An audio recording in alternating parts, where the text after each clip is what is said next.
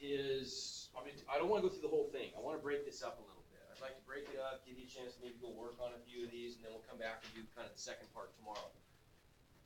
But I want to introduce this to you briefly. Talk about a new kind of thing.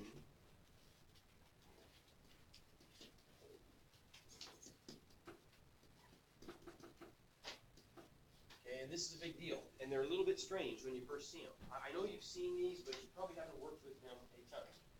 Piecewise functions are functions that have multiple different kinds of behaviors. So you get like many functions for the price of one. Here's what here, I'll give you an example of what one might look like. So there's my function notation, f of x equals, and then we do something weird. We do this script bracket, which means that when you see that in math, that means, okay, there's a list of different things coming, a vertical list of different options coming. Whenever you see that in math, that's what it means. So it might look like this. Maybe we've got something like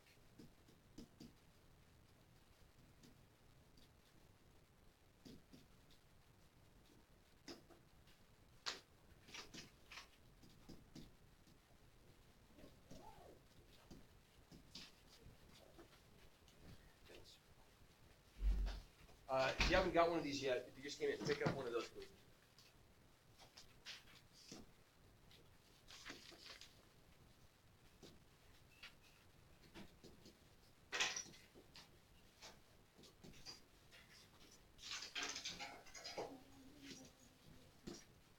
Okay, so there's an example of what a piecewise function might look like. Now think what this means. There's some key parts to this. So this part right here, this is where those are the equations, or formulas, you might say.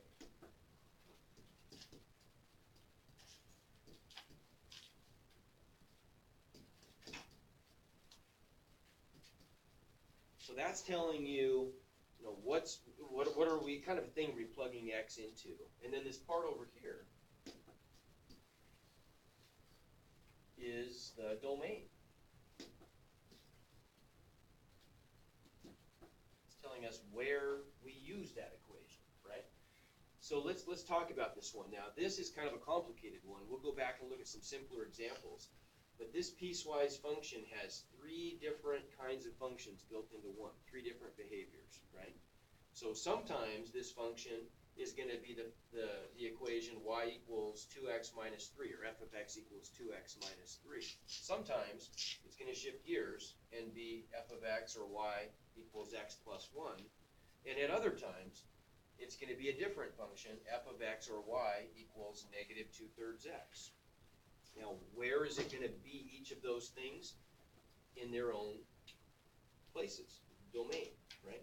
So whenever the x values that we're plugging in or graphing are less than negative 2, we're going to use this formula or equation, right? When the x values are greater than or equal to 5, on the other hand, we're going to plug those values in or graph a different function, negative 2/3 x. And when we're in between, when x is greater than or equal to negative 2 and less than 5, so we're pinched in between, we're going to do this other equation. Okay? So it's literally 3 built into 1. Okay? Now let's take a little more in-depth, slower look at that. That's just our sort of our introduction. That's the stuff we're going to talk about. But let's be a little slower.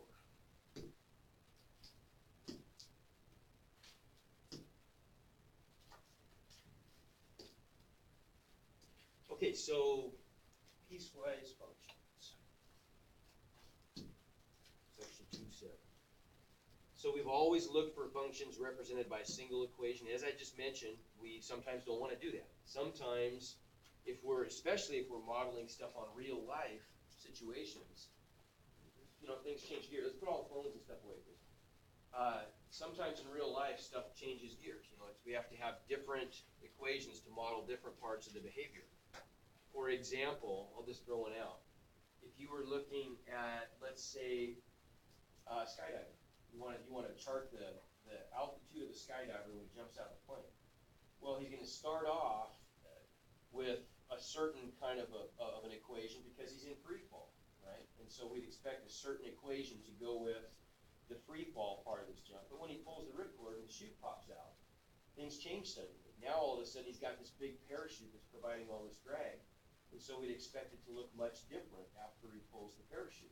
So if we wanted to model that with an equation, we'd have to be able to shift gears. We'd have to be able to go from free fall to parachute, and that's why a piecewise function would be useful. That's just one example. Okay, so here's an example of a little easier one. So this time, instead of having 3, we've only got 2. And ignore that bar in the middle. That really shouldn't be there. I don't know why that showed up, but it shouldn't be there. So either f of x equals 2x minus 1 or f of x equals 3x plus 1, depending on the x values that we're inputting, right? So top one is giving us the values of f of x, for certain values of x, less than or equal to 1. Bottom one, when x is greater than 1. Now, if I want to evaluate this thing, then what do? Now, we're used to doing this. If I evaluate a function, f of x, when x equals 0, you know what to do. We just plug in 0 and see what we get, right? But which equation do I plug into here? Because I'm only going to do one. I'm never going to do both. It's going to be, in this case, I'm hearing some tops and some bottoms. Why do you say the top? What do you think? Somebody. I heard some tops. I think I heard one over here. Why the top function? Why would I plug x equals 0 into the top function and not the bottom function? That's right.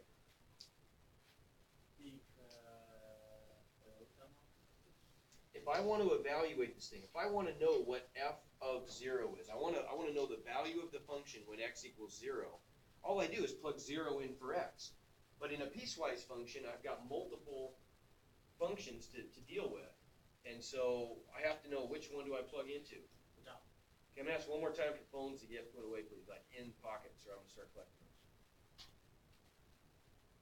Okay, the top one, how come?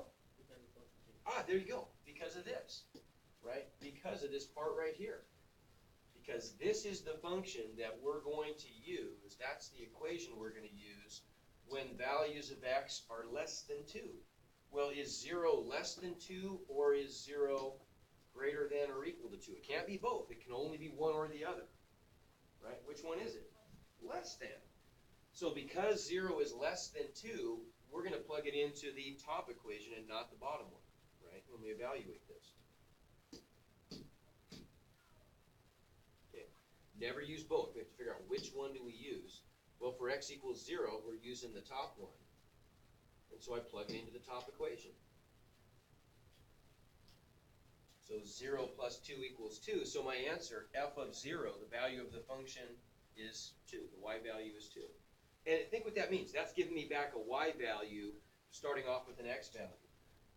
So I have the point then, x equals 0, y equals 2, which is going to show up on my graph.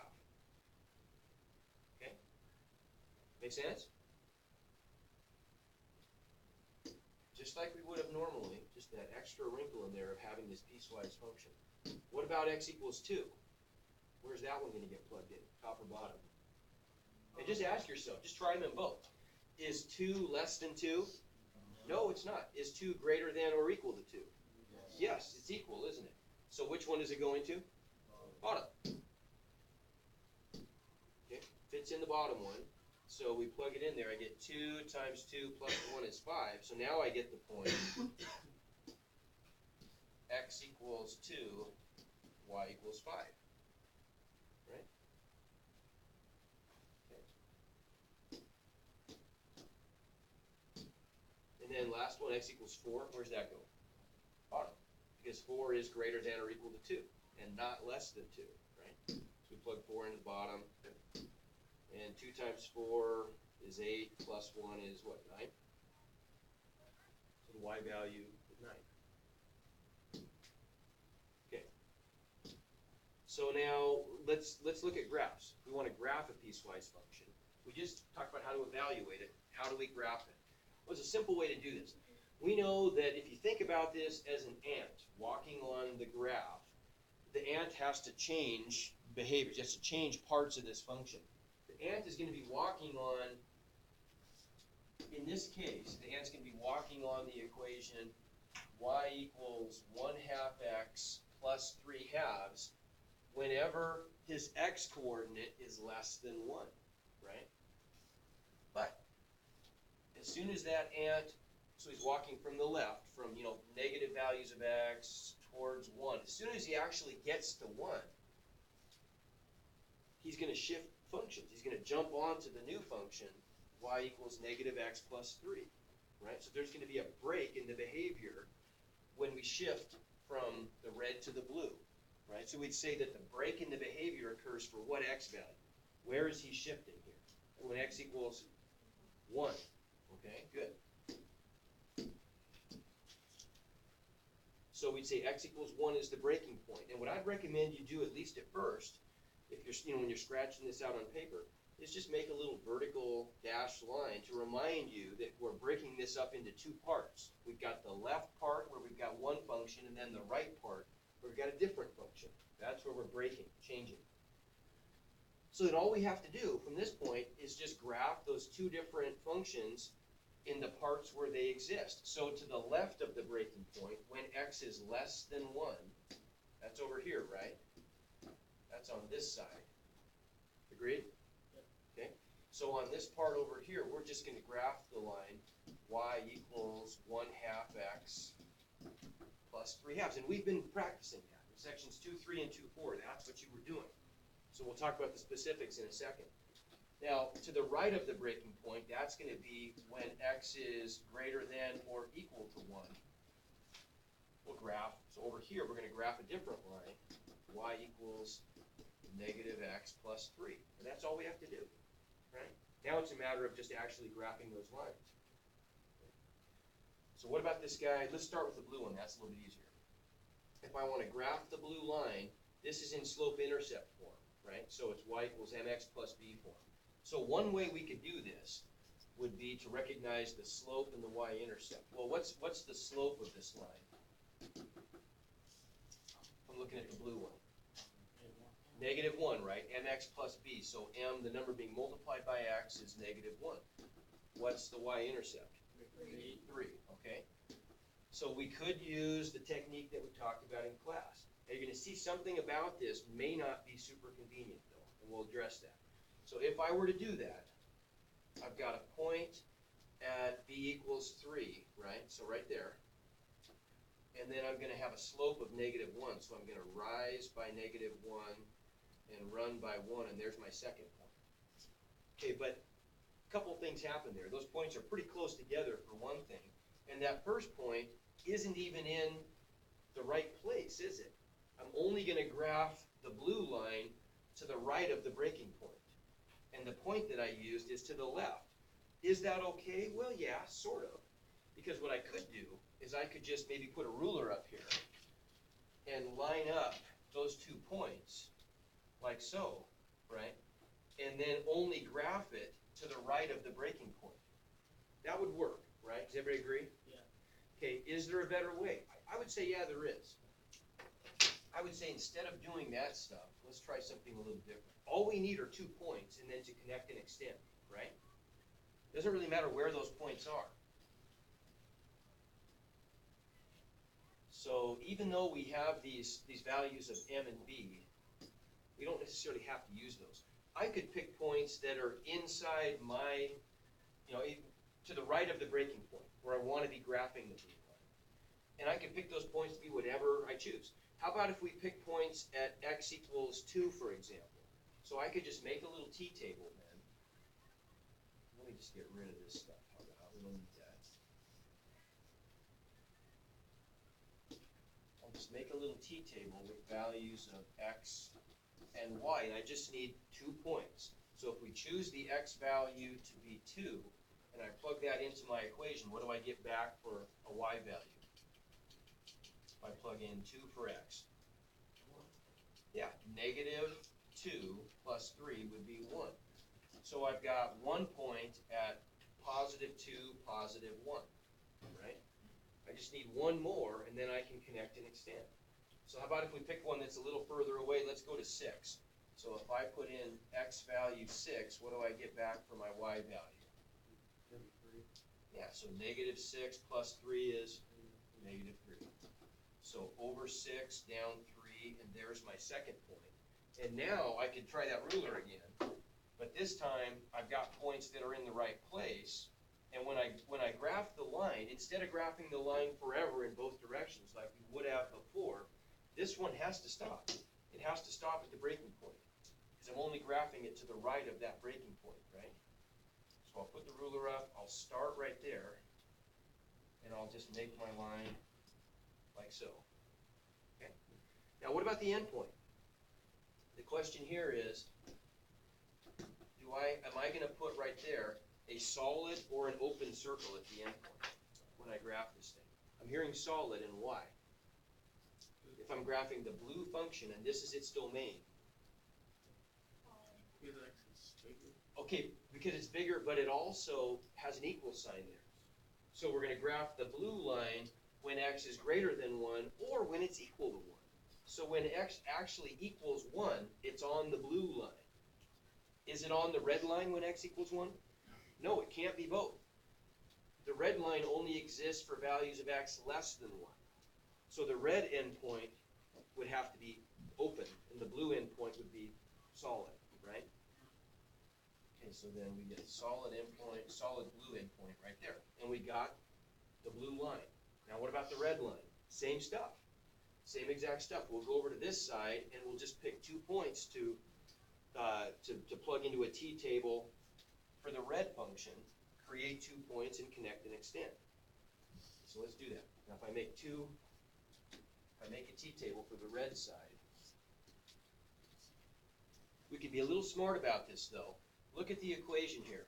For the red equation, we've got the line y equals 1/2 x plus 3/2. Now what kinds of numbers would it be convenient to multiply by 1/2? 2, 4, -2, -4, even numbers, right? Because if I multiply an even number by 1/2, I'm not going to get a fraction. It would still work if I got a fraction, but we just rather not do that. So how about if we pick even numbers, like, for example, I could put in 0. If I put in 0 for x, 0 times 1/2 is what? 0 plus 3/2 is 3/2. So I guess I did get a fraction.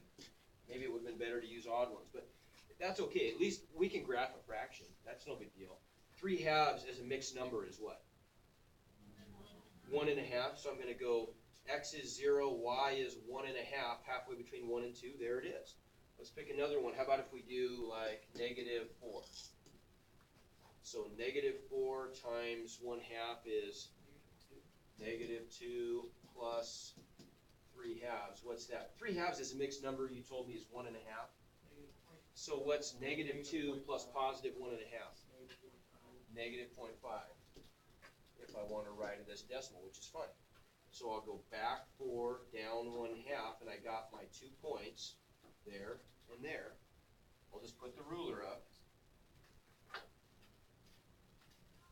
and connect and extend, right? So there's my line.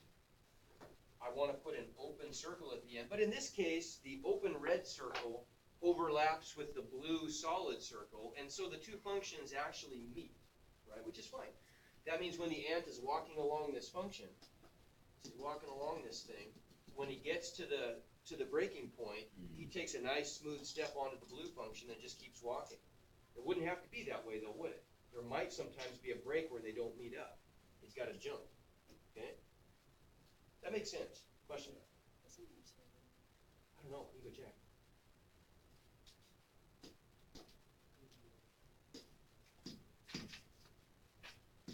Okay, so and this is what's on the PowerPoint. You can look at this later. So to the left is the top function, to the right is the bottom function. And we got it. Okay, what about this one? Walk me through this. So what's the first thing we're going to do when we're graphing this piecewise function? Dotted line. I want the breaking point. Where's it going to go? What x value? 2. Okay. So at x equals 2, we've got our breaking point. Divides up the plane into two parts, left and right. Each of them is going to get their own equation. So which one goes where?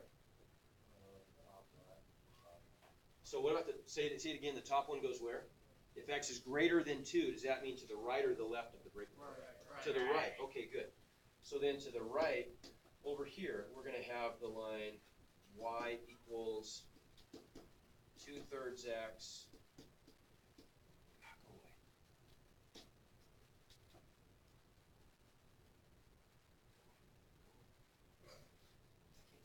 Turn anything off. Anyway, you get the idea.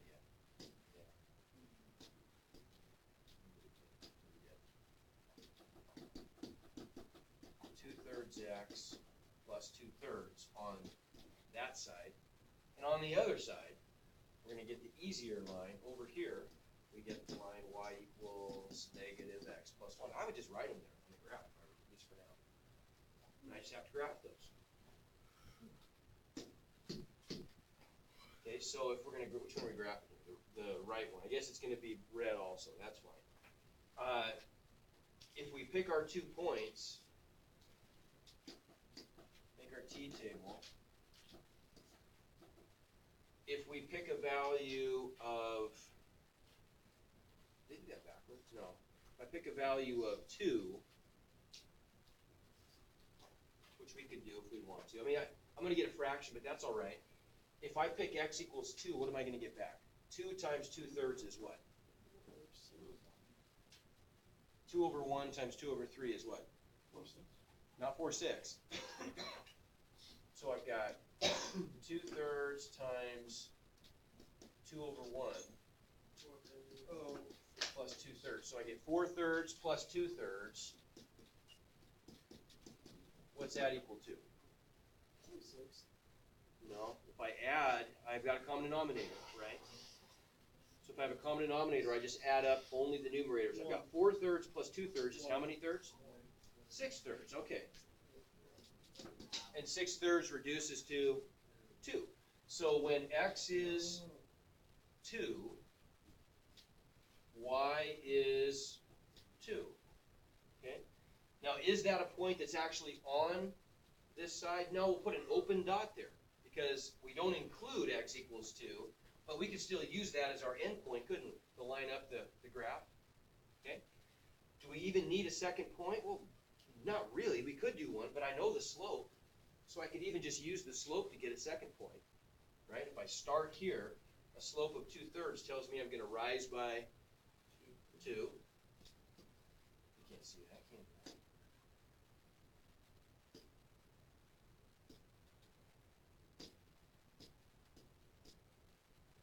I'm going to rise by 2 and run by 3, and there's my second point, so I can just connect and extend, right? Make sense? Okay. Other side, if I go back over here, it's a little bit easier. Well, I could just maybe even use, in this case, because the y-axis is on the left side of the breaking point, just use the y-intercept. The y-intercept is 1, so there's my point. If I have a slope of -1, what do I do? Down 1 and over 1, or I could even go down 2 and over 2 if I want to, right? Get another point. Now, is this going to be solid or open?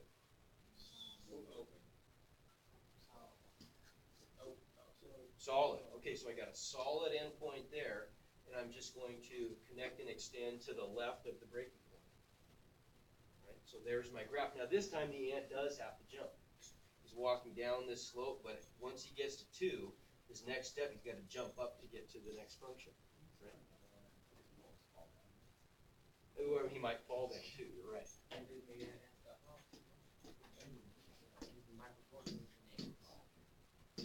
Okay, so there it is. Okay. Now, last deal. This looks complicated, but it's not. I would argue this is an easier one than the last ones that we did because the graphs are so simple.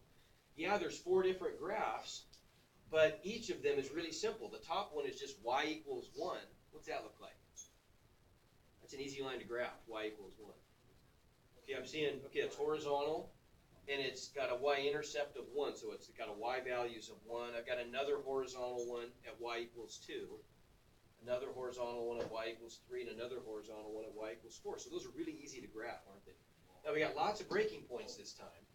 We got breaking points at 1. I'm going to shift from the first to the second, right?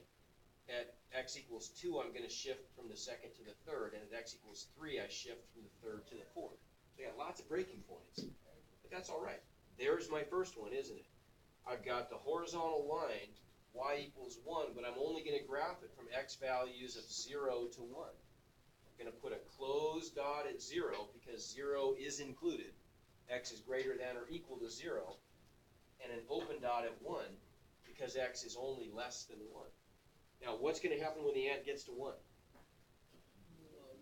What's he have to do? Yeah, jump through. He's got to jump upwards because now he's got to get to y equals 2. Right? And he's going to walk along y equals 2 when x is greater than or equal to 1 and less than 2. But when he gets to x equals 2, he's got to jump again. Now he's got to jump down to y equals 3. Right? See what this is doing?